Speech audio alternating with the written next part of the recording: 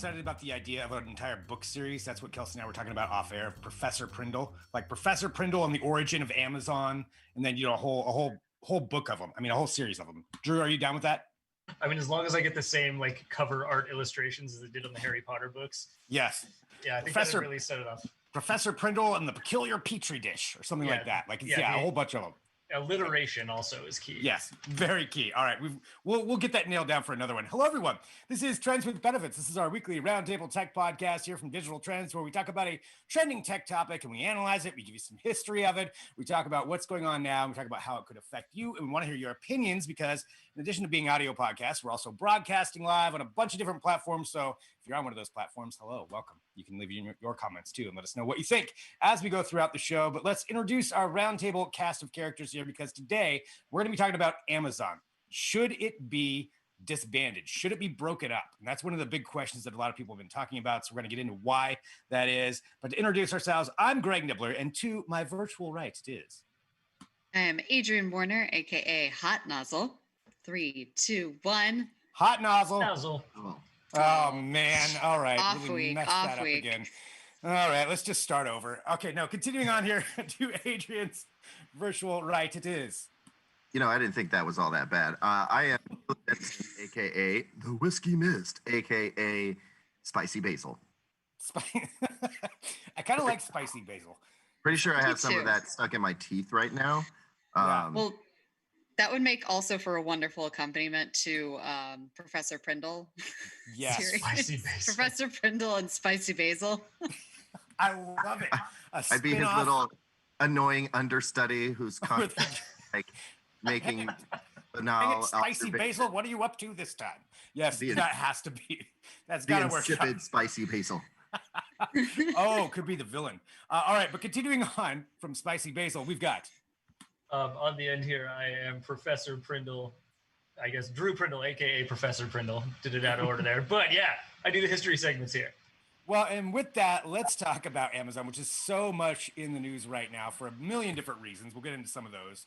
But just to give a little backstory, I feel like people kind of forget sometimes that Amazon wasn't always the giant, megalith of commerce that it is right now. Yeah. So like pretty much every other tech company that rules the world right now, Amazon started in a garage. It was Jeff Bezos's garage back in the 1990s. July 5th, 1994 to be exact. So the dude was 30 years old. He lived in Bellevue, Washington, which is just kind of outside of Seattle.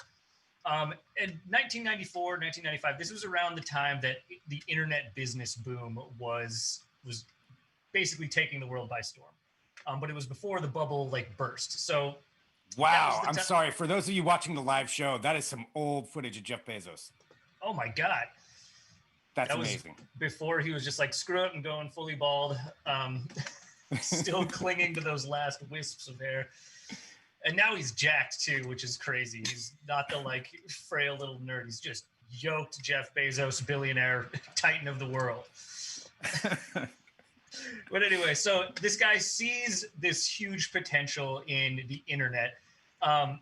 So much so that he actually quit his job and founded his own internet company.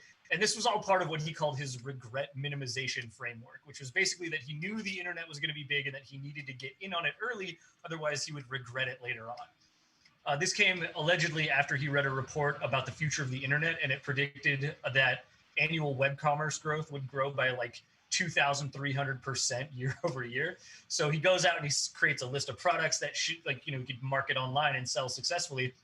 And there was a bunch of stuff on the list. It was CDs, computer hardware, software, videos, books. He eventually decides, I'm going to go with books because there's a lot of demand for them. Everybody reads books worldwide and they don't really cost a lot per unit. So he starts selling books. That's what he decides to do. But interesting aside, before we get into that a little bit deeper, he actually quit his job.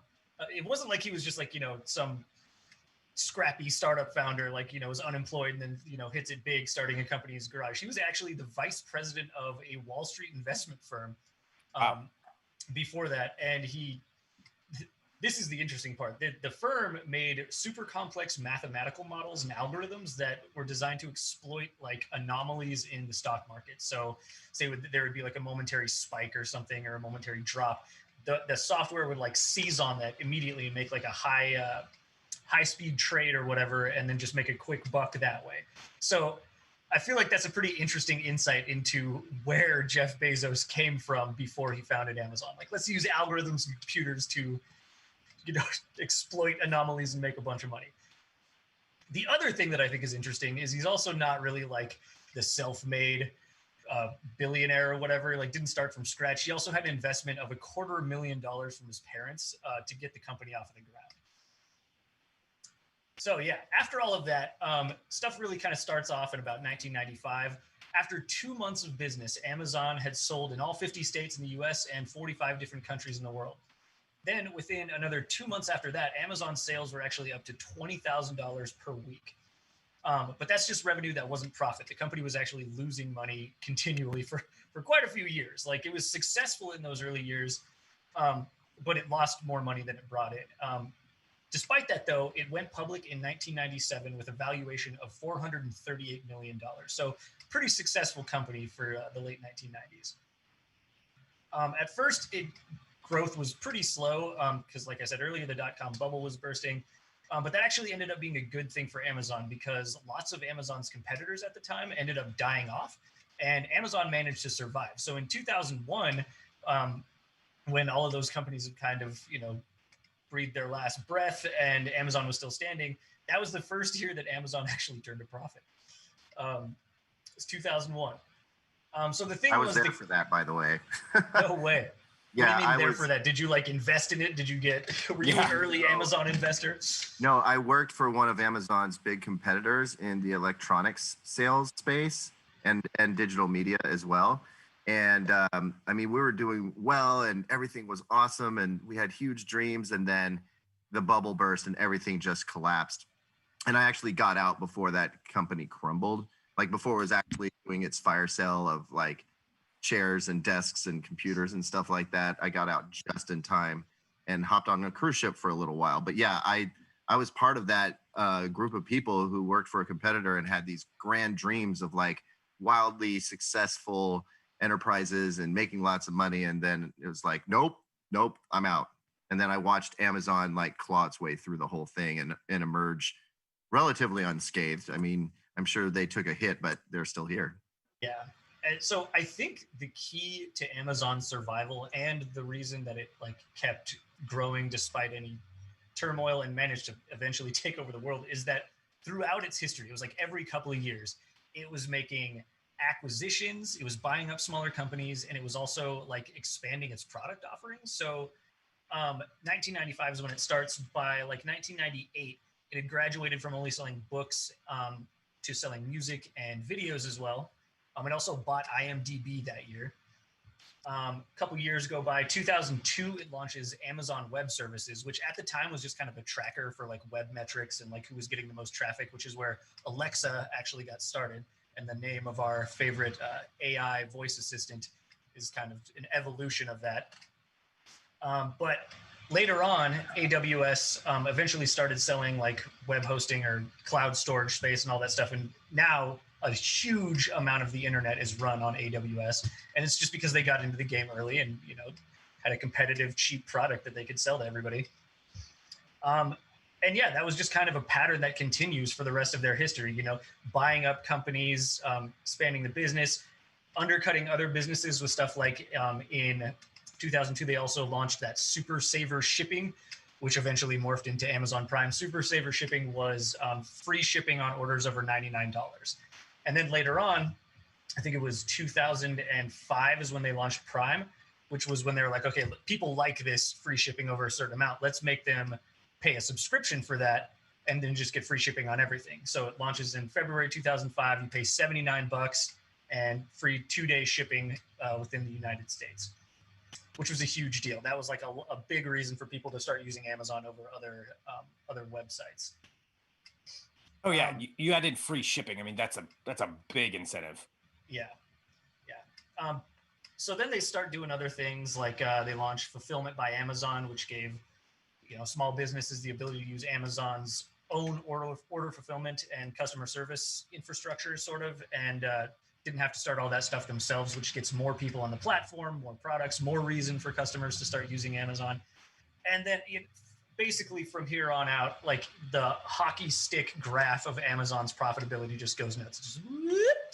It's just like exponential growth. And here we are today, after these hearings in Congress, and we're like, okay, maybe they've gotten too big because they're really choking out a lot of smaller businesses, and they're so big now, and they're buying up competitors and creating their own products that are competing with people that are selling on their own platform. There's like all kinds of problems now that are happening as a result of Amazon getting so big. So that's pretty much Amazon's history in a very short, brief period.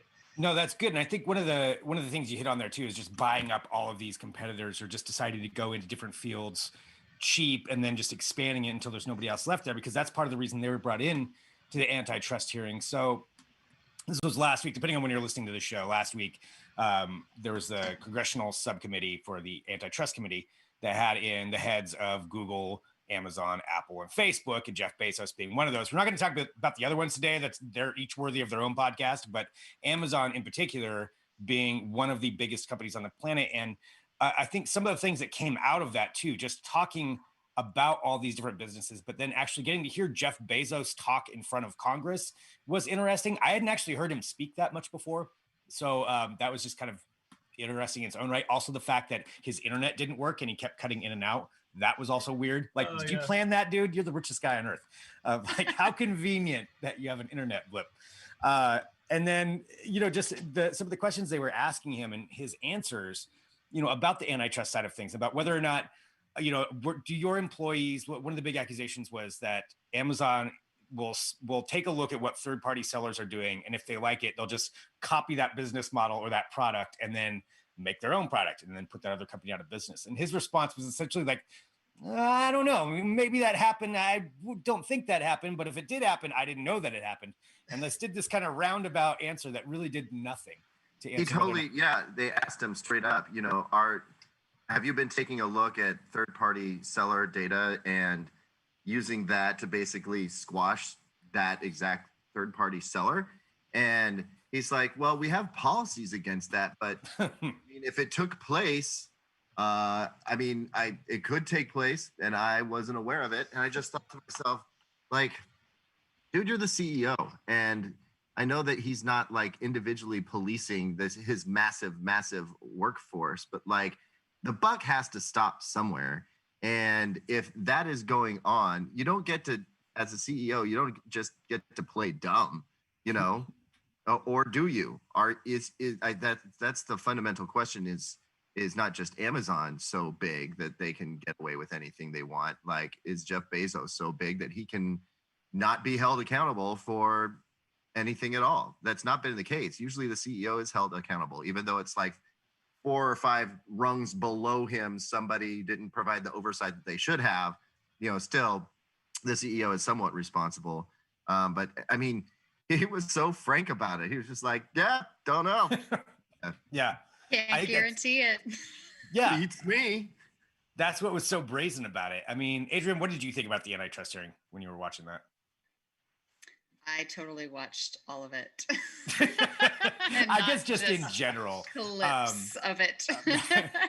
Nobody watched it. No, I think Caleb has an excellent point, is that normally, the way that we're holding businesses accountable is by having CEOs answer for those businesses, activities. And if nobody wants to actually hold Jeff Bezos accountable, then how on earth do we even begin to break into the allegations against Amazon itself? Yeah. And go ahead.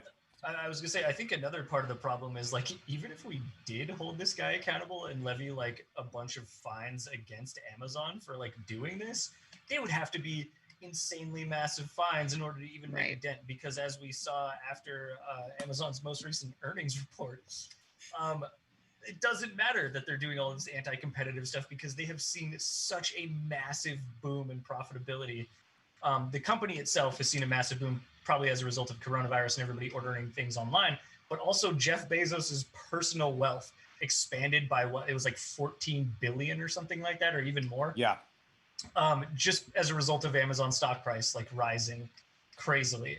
So that brings us back to this question: are they too big? Should we break them up? Because I don't think there actually is a way to hold them accountable.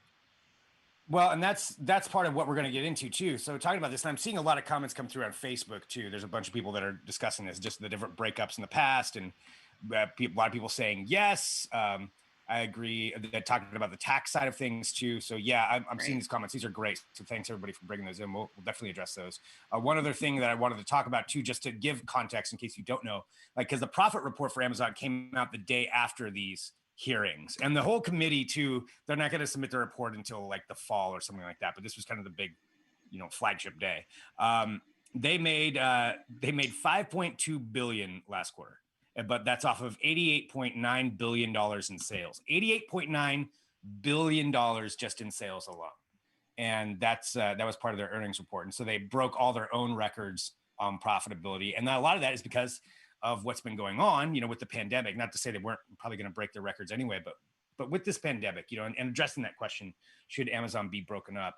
Think about how much, and I'm thinking of myself, how much I've relied on Amazon over the last several months of just ordering products, sometimes ordering food, and all these different things that they control. And it's so many aspects of what's been going on with the economy.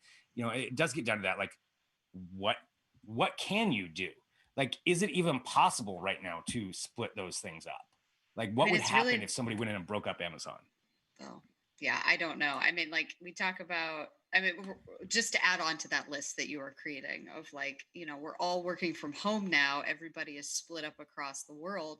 And I believe this was a number from 2019. It was like a Forbes report. Almost half of the public cloud infrastructure runs on AWS.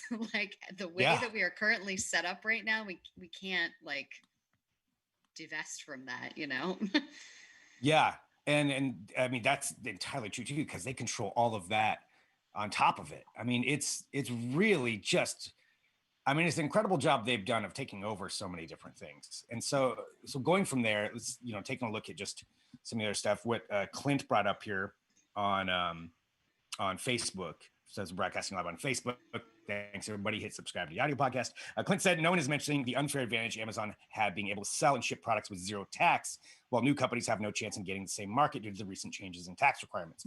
I don't know all of the tax requirements, so I can't really speak to that, but definitely can talk about, we can address, even when they were looking up to open up their second headquarters, how much all these other cities were competing. They turned it into a competition for them to go there of how much will you give us to bring our headquarters there. I mean, that's some power.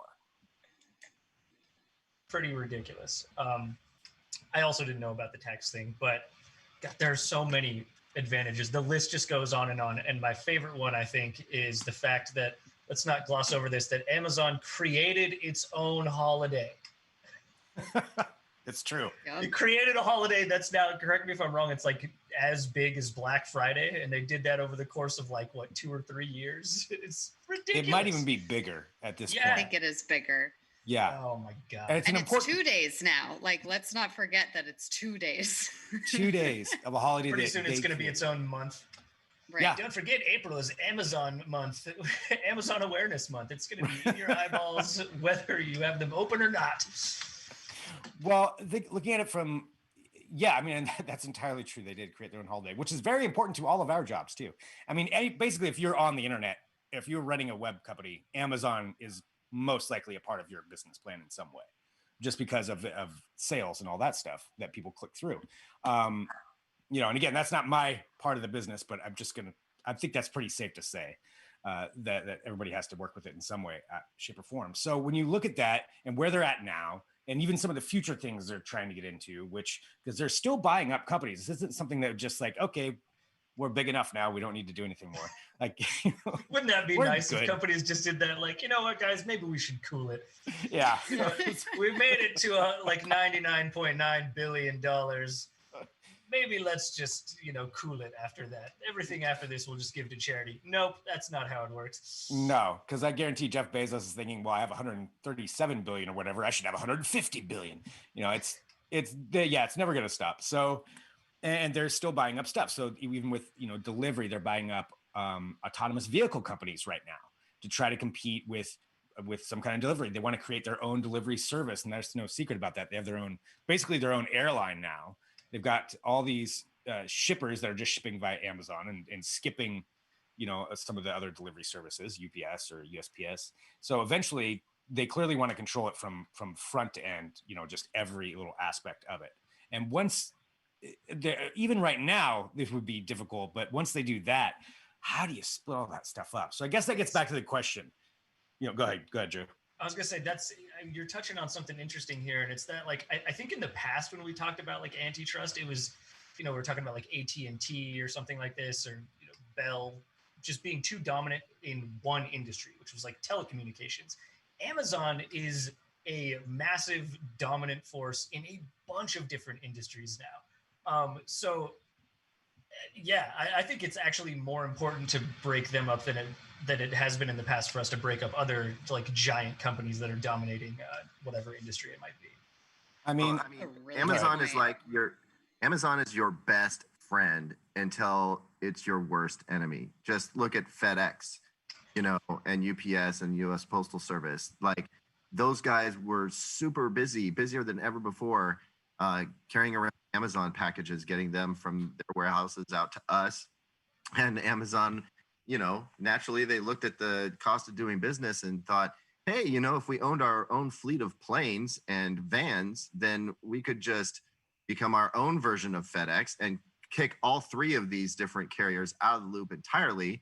And so they built them up and then they slammed them down, because when you think about it, FedEx and USPS and UPS helped get Amazon to where they are today. Like, unless they were successful getting those goods to people on time, 2 days is really fast to move something from Seattle to, Minneapolis or whatever. And obviously they put in new warehouses, but like they really helped those guys build their businesses up and build out their infrastructure, and then said, thanks for buying a bunch of new airplanes and trucks and stuff, but we don't need them anymore. And then they left them in a serious lurch. So I think it's fair to say that there are a bunch of companies who are struggling to compete, and not just compete, but exist in the wake of Amazon's basically, sucking them dry and then kicking them to the curb type of situation. Totally. And I think part of the reason that Amazon can do that is because they're so integrated in so many different businesses. Like shipping, they didn't have to put all of their chips in that pile and hope that shipping worked out for the best. Like they could undercut the shipping costs of all these other companies because they had other businesses, other revenue streams to fall back on, which is similar to what they did with Whole Foods. You remember when they bought Whole Foods and they were like, we're going to start selling avocados for like 25 cents because you know what? Doesn't matter. We can take a hit on the grocery side of things because we're raking in cash over here selling cloud services and online, e-commerce platform stuff. So yeah, I think they've gotten too big. It's a little bit dangerous for other companies, for the economy as a whole. I mean, I'll say I do, just to play devil's advocate just for a second, the convenience is pretty nice to be able to order pretty much anything and get it within most things within a day or 2 days. I mean, that's, I'm not saying that's the right way to look at it. I'm just saying we all probably have to admit we order something on Amazon. It's not like there's probably many people out there who are just like, I don't buy from them. And if you do, that's good for you. So with that though, how do you, I guess let's just go back to that question. Should Amazon be broken up? Adrian, I'm gonna throw you on the spot. Should Amazon be broken up? Absolutely, I think they should. Well, what I really want to see first is to see them be taxed fairly to pay their share, and I think that is kind of a universal desire before you even get into the matter of how you would go about breaking them up, whether each division or kind of brand head of whatever would be its own company, or because I don't know enough about the business side and how that actually takes place, but I mean, the fact that they own as much as they do, make as much money as they do, and don't contribute to the economy in the way that they should is appalling. And everybody should be upset by that. Yeah. I mean, and that's fair. You're right. I don't know that much of the finance side. I don't as much as I probably should know of how much they control or what they're paying in taxes. But if they're not paying taxes, like you're saying, I mean, that's a huge issue. So if that comes down to it, answering, should it be broken up? Probably. Then I guess that's generally what the consensus is. Can it be broken up? Can you even do it? Like, is it even possible now? Is it too late? I mean, there's historical precedent for doing it. So like but I think what Drew was saying about how many brands they own, that there's no precedent for like breaking up something that is this widespread is a good way to look at it. But I mean, like we look at, like Standard Oil Company or Bell or like any of the other examples that we threw out there, and like this has happened in the past. It's just hasn't happened since, I don't know, like the 70s or the 80s. So we got to figure out how to do it again, but it's not that it can't be done. Yeah. Caleb, what do you think? I'm confused, honestly. Which doesn't happen often, but I definitely am now. I'm not sure what it looks like to break Amazon up. What does a broken up Amazon look like exactly? Because to me right now, it just seems like an undoing of a bunch of stuff that they did. Like you pointed out, they bought Whole Foods. Does Whole Foods just go back to being Whole Foods, and it's owned and the profits go to somebody else that's not Jeff Bezos or Amazon? The right here in town, there was a Elemental Video Services.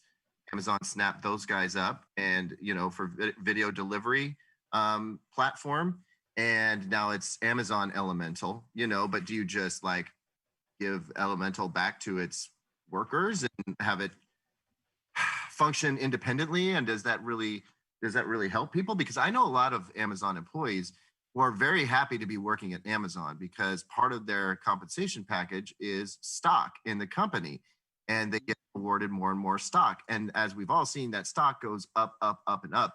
I mean, there are a lot of Amazon employees who are building great livelihoods from this. And I'm not sure, I'd be interested to talk to Amazon employees, worker bees who everywhere from the warehouse level to like the Elemental Video Services thing I brought up before, or maybe they're over the food section. I'm curious to know what they think. Would they want to see the company broken up? Because they're probably loving it. But I just don't know what a broken up Amazon would look like exactly. It doesn't make a whole lot of sense to me. We lost Greg. See, he was so bored by what I had to say. He was so pro Amazon. Oh my God. I did have one other thought though, and this is kind of provoking, but we used to complain about how big oil controlled so much, right? And big oil is still very big, but they're having to transition into something more like big energy, right? I'm telling you, the fact that we were just complaining about Amazon and then my internet cuts out right at the end of the show, I don't know.